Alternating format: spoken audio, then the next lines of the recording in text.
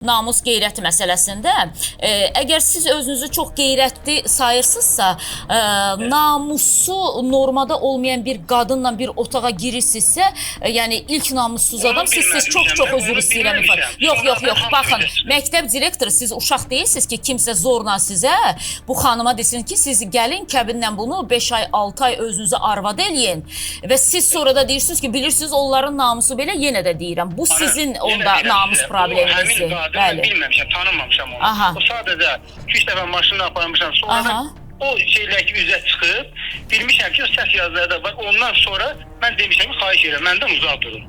İnsanıq da, indi münasibət yaranır. O bizim, mən də pis bir münasibət elə, yəni o formada eləməmişəm. Pis yolda olanı bir yaxşı yola gətirib çəkmişəm. Əgər bilmək istəyirsə, amma o dərəcədə onların dediyi deyil. Onlar hər bir şey əl atırlar. Yəni, sanki məni bu formada şantaj eləmək istəyirlər. Şantaj eləmək istəyirlər. Bu qayda ilə. Başqa heç nə var.